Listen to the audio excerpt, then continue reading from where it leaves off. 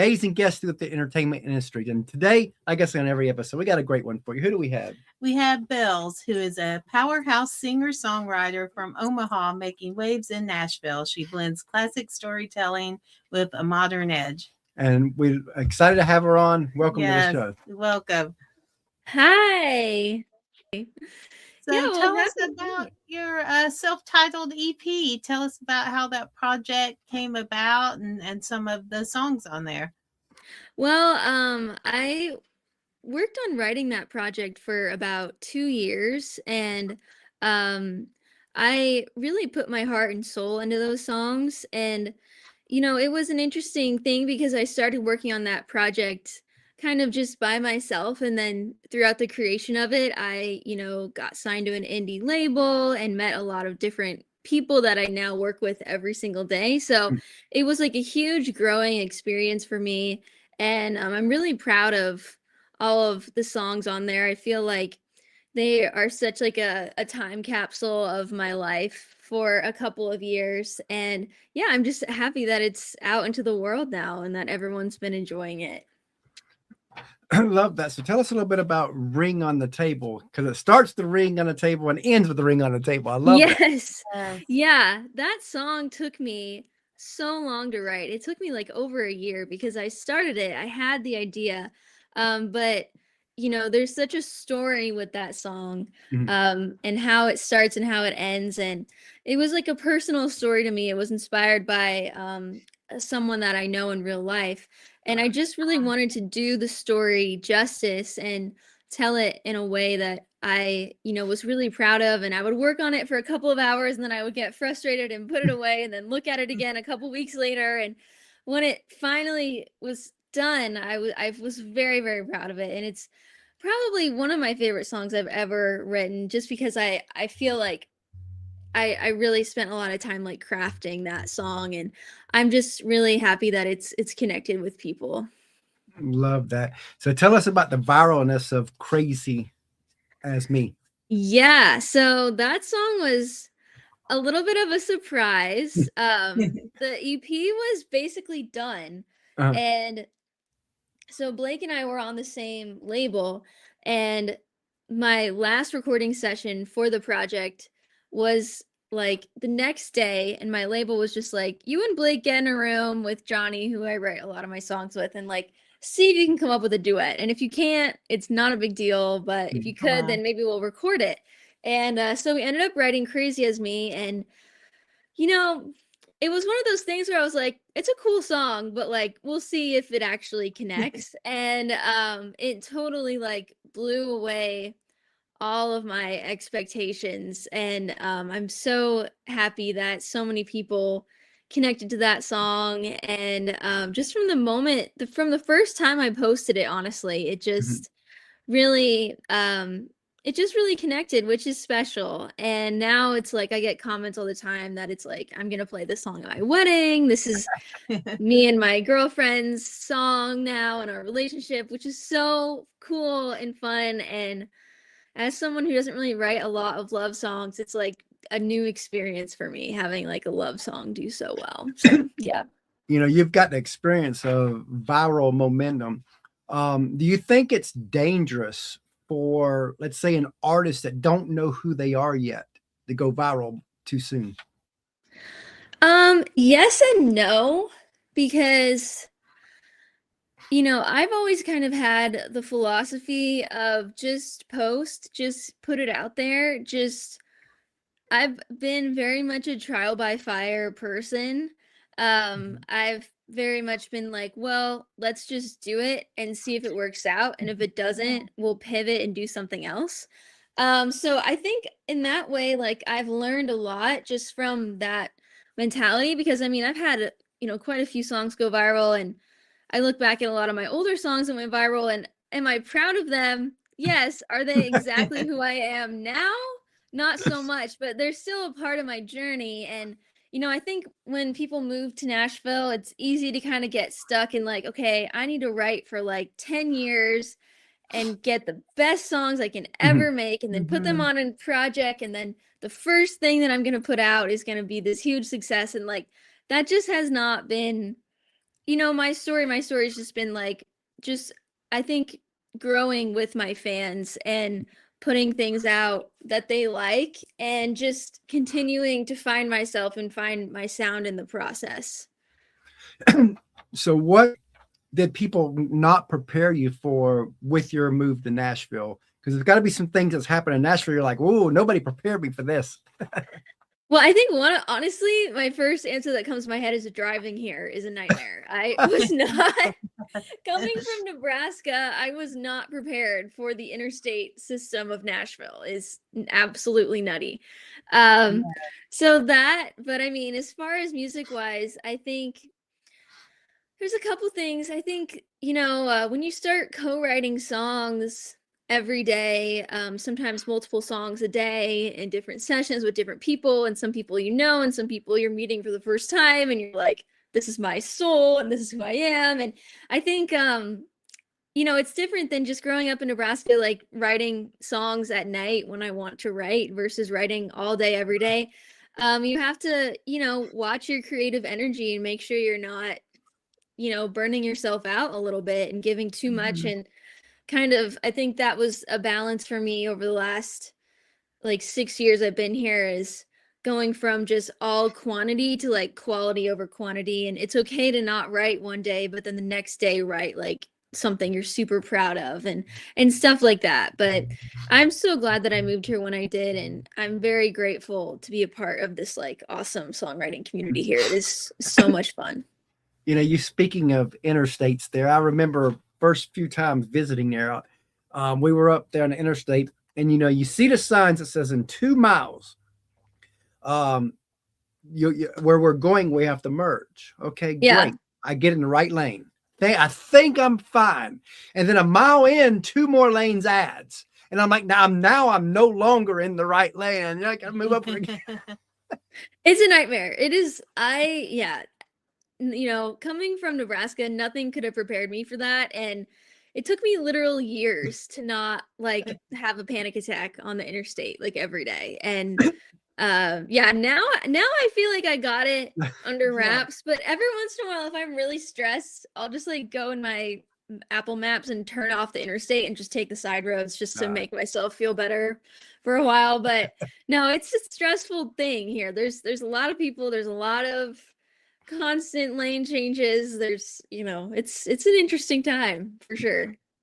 So let's go back a little bit. What did you have an aha moment that this could actually be a career? My mom was in music. She was in a band with her 3 sisters. They were called Mulberry Lane, and they were signed to MCA in the 90s and had like one top 25 pop hit.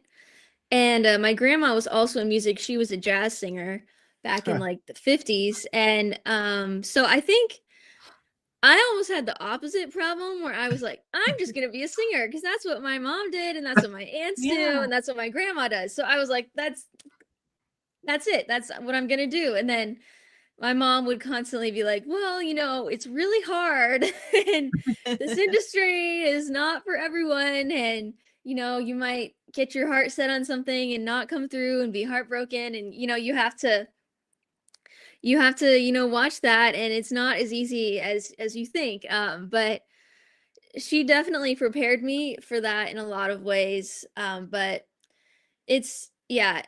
I think I almost thought it was too possible growing up, if that makes sense.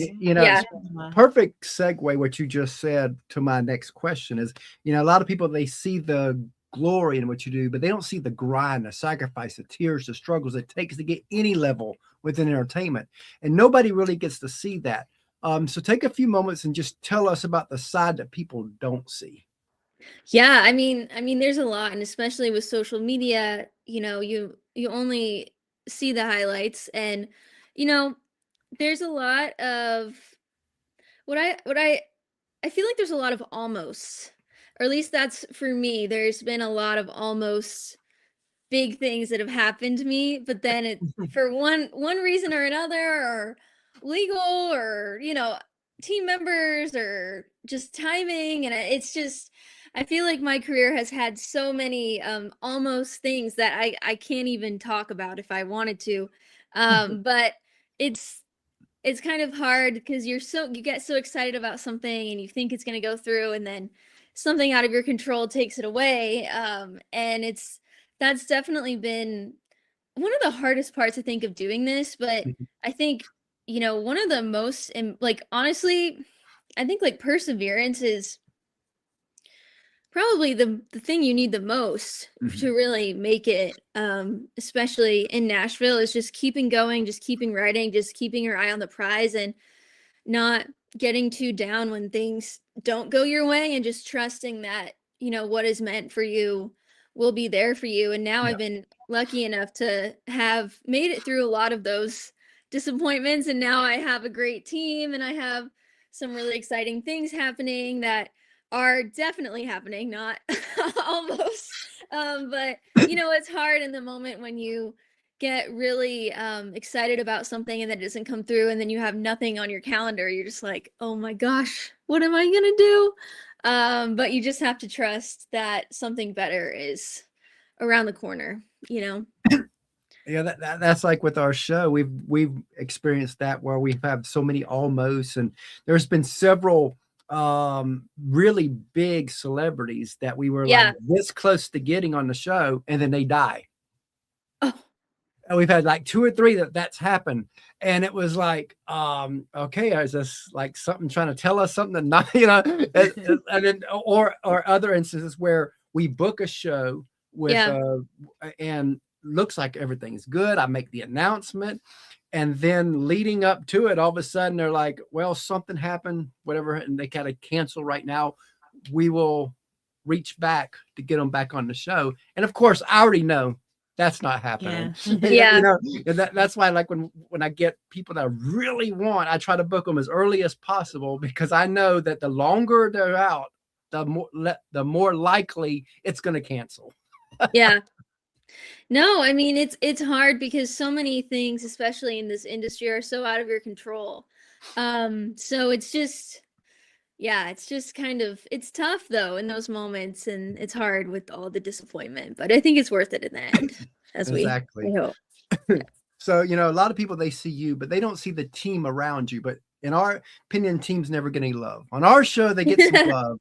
So take a few moments and tell us about the team that helps you be who you are. Oh yeah, I'm so blessed. I just recently kind of built my team over the past like year and a half, and I got signed to an awesome indie record label called East Music Grow Records. And my guy Johnny Gates over there is my A&R guy slash main co-writer slash producer slash everything person. So Johnny and I are very tight, and he's awesome. And David, who owns my record label, is amazing. And my publisher Stephanie has literally made miracles happen over the past year for me. I don't know how she does it. And I also have an awesome manager named Christina at Red Light, and she has been such a great addition to this team and so lovely. And I really held off on management for a long time. But I just kind of knew when I met her, I was like, this is the right person. Yeah. And I mean, also huge other people on my team are my mom and my brother. My brother's my drummer, and he also makes a lot of my demos. And my mom just like holds me together, and it's kind of my everything person. So yeah, I'm very, very lucky and blessed, and I have a lot of other people, helping me too. And I'm so grateful for everyone. But it's been a journey, and yeah, we're working on some really, really, really exciting stuff right now that I unfortunately can't talk about. But Yeah. yeah, it's pretty cool. Pretty exciting things in the works. Love that. Speaking of teams, we have a third co-host, our son, We our do. 14-year-old. He just turned Yes. 14. I'll So go get Sandy's him. going to go get him. So while we're waiting for him, what's next for you? I mean, I know you can't talk about what you just said, but outside of that, what's next? What's 2026? Lots of new music. I have been in the studio a ton lately. I'm going in the studio on Monday. Lots of new music. Yeah, a really exciting thing that you'll know very soon about this, and you'll look back on this interview and be like, yep, okay, I get it, what she was talking about now. That's like a total dream come true, like life-changing moment for me. So wow. really excited about that. Almost around the corner. I wish I could talk about it, but I can't.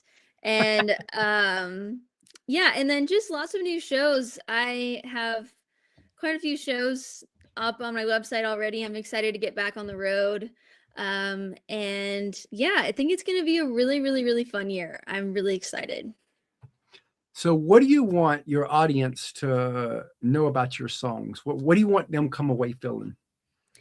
I mean, I really started doing this because I love how you can listen to a song and feel completely understood, and also like get your emotions out of your brain and into a more healthy, positive headspace. And I just feel like music has helped me so much through everything in my life. And if I can, be that person for a couple people and just be like, I just really need to listen to that song right now and have them feel better. I mean, that's really what matters to me. Love that. Hello. Hey, Bells. So what's your favorite Hi. food? Hey, Nice to meet you. nice to meet you too. All right, so what's your favorite food? Oh, my favorite food.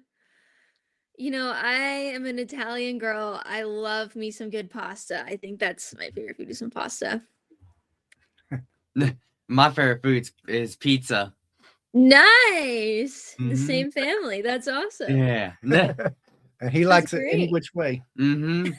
What do you feel about pineapple on pizza? Oh, it's good. I love it a agree. lot. I agree. Yeah, we So- had one of the guests a few weeks ago. And he's like, "Do you like pineapple on pizza?" He said, "Yes." He says, "No." I love Hawaiian pizza. I think it's great. Oh yeah. Oh, Yeah. it's good. All right, so I got another question. So, what's the coolest experience you've had in your journey so far? There's been a lot. I think opening for Miranda Lambert was a big one for me because she was someone that I grew up looking up to, and I just love her music so much and her songwriting, and she was so cool, so awesome, like so down to earth, and it was just a great experience. So that one was up there for me for sure. So if you could co-write with any artist, dead and alive, who would be the alive person? Who would be the dead person? Alive would probably be Dolly Parton. Passed away, maybe Loretta. I think that would be awesome. That'd The be a three of real good us one. together, that would be crazy. What would you like to write with them? Ooh, I mean, with Dolly, I would love to do like a Jolene part 2 type thing. I think that would be awesome. And with Loretta, I don't know. I just love her like attitude and like her sassiness. Like something with that in there, I think would be very, very cool. Yeah. So have you seen all the different takes on the whole Jolene stuff with all different artists lately? Yeah. It's been wild. Yeah. Within that. I bet Dolly never realized her song would inspire so many different songs. I know, right? It's pretty crazy. Yeah. It's pretty nuts. So where do you want to be in 5 years?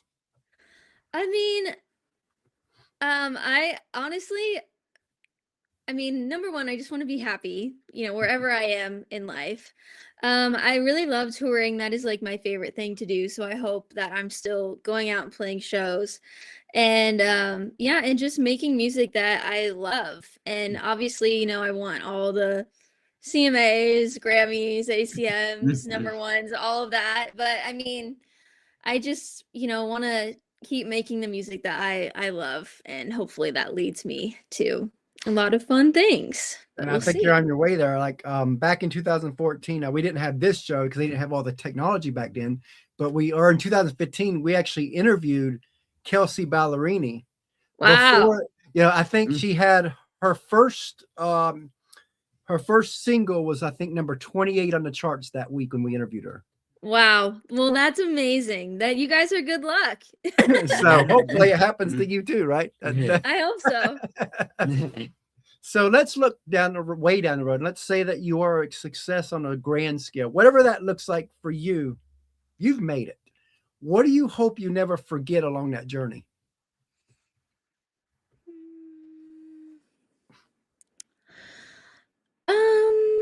I mean, obviously just to be, because I feel like even, I don't know, it's an interesting thing because, here I am with a record deal and a publishing deal and lots of exciting things happening. And, I would have killed to be in this spot like 3 or 4 years ago. But the reality is when you get to this spot, there's still a ton of problems every day that are really difficult. And I think a couple years ago I would have thought to myself, if I just had a publishing deal and a record deal, then I would be happy, and then here I am now. I'm like, I have all those things, but I have to do this and I have to do this and this is going wrong, And and it you know gets what I mean. harder. And it gets harder and it gets more difficult, but also I feel like you grow with those challenges. But I just think, I just don't want to ever not recognize how grateful I am that I've even gotten to where I am right now. And just continue to kind of take that with me, because I think that helps keep things in perspective. When things are going wrong, it's like, well, not as bad as it used to be. So Love that. So what song of yours kind of means the most to you? There's a song that I put out in 2022 called Man Out of Me. I feel like that was the first song that, just like production wise and songwriting, I was like, oh my gosh, this is me, like this is my sound. Like I think that was a really big defining moment for me. And that song, just the message of it too, about just independence and sticking by yourself and not letting anyone take advantage of you. Like I feel like that is a really important message to me as well. So I think that one means a lot to me. There's a couple, I've been writing so much lately. There's so many new songs that I'm so excited for everyone to hear, but I think looking back, that one is one that I'm really, really proud of. So what's a song that you've heard that you wish you wrote? So many. So many songs. That's a great. I mean, just as we were talking about Jolene, I mean, that one's like an obvious answer. I also like Burning House by Cam. I love that song. That's a good one. I love The House That Built Me. I wish I wrote that. That's a great song. And Tin Man too by Miranda. Yeah, there's so many. I hear songs all the time that I'm like, I wish I wrote. I don't always ask that. I don't always ask that question, but I think when I have asked it, most answers were The House That Built Me. Yeah, that's just such a good song. Because who can't relate to that a little bit? It's so relatable. And as they always say, 3 chords and the truth, and Yes. You've got a country song, and that is ideal. That song there, ain't it? Yeah, totally. So true. So who is Kelly? That's a loaded question. I mean, at my core, I think I'm just a girl from Nebraska who has, really just put everything into following her dreams and just trying to, get out there and do this thing. And yeah, I mean, family is super, super important to me. I'm super close with my family. I love my dog, Penny. She's the best. And yeah, I'm just very grateful that I've gotten to that I moved here and took a chance on myself and kind of bet on myself when I was 19 and moved here knowing no one. So yeah. Now, was that scary? Oh yeah, it was terrifying. It was terrifying. Yeah. My mom visited me a couple times because I was like, I'm losing my mind. But yeah, I mean, in a way, looking back, like that was a pretty bold move. And especially just in Nebraska, like all my high school friends are still there and love them and everything. But I really wanted to get out there and try to do this for real. And yeah, I'm very, very proud of that girl that did that, because looking back, I'm like, that was crazy. That was a lot. And I don't know how I did that, but I did it somehow. What did your mom think about that decision? Oh, she was very supportive, because I went to college for 2 years. I was actually a chemistry major. And the entire time I was in college, I was just kind of fighting this feeling of like, that's what you do, is go to college. Yeah. But in my heart, what I really wanted to do was to do music and to write songs and to move to Nashville. And there kind of just got to a point where I just couldn't really fight it anymore. I was just like, you know what, while I'm this young, I should just go and try, and I can always go back to college. Yep. But yeah, and I'm very, very lucky that I did take that chance, and I feel like I would have regretted it if I didn't, so. Especially knowing where you are now. Yeah, pretty cool. Pretty fun. So what is the difference between Kelly when you first moved to Nashville and the Kelly now? I think I've learned to really know what I want and be able to express that. I think when I first moved here, I knew I wanted to be a country music artist, but I didn't really know what I actually wanted to sing about, or what I wanted my music to sound like, or what I wanted to dress like. And there's so many things that you have to figure out to be an artist. And I think that was a big learning thing for me, is knowing what I want in my heart, and being able to put that out there, and not just and being able to disagree with someone that you work with, and being able to say, no, I actually want to do this thing. And I mean, that was really hard for me. So I think that's a big step, was just speaking my mind more. And yeah, I also just think now I'm like way more city savvy than I used to be. And also, I mean, I just think now I have like a faint Southern accent, which is not good, especially when I go back home. Everyone's like, why do you have a Southern accent? It's like, I don't know. I don't know. Yeah. So as we close out here, what advice would you give that person that wants to do what you do? I mean, I think I've said it already on here, but I think perseverance is a huge thing. I think not when things are disappointing, not letting yourself get too down in the dumps is a huge part of this. Honestly, getting a dog really helped me. I'm not gonna lie, like having a dog here was like really helped me. And also just surrounding yourself with good people, and if you have that inkling or feeling in your gut about someone, like that's enough of a reason to not work with them. You Yeah. don't, and just letting your heart lead you, and following your gut. I think all of that is super important, and just sticking with it when it gets hard. That's really the most important thing, I think. Yeah. Definitely love all that, and there's definitely truth in everything you said. So any final parting words as we end?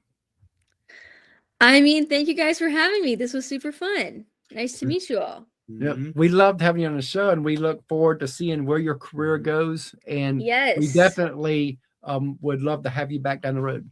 Yeah, for sure. And you have a Awesome. great day. Thank you, guys. Oh, she already logged out.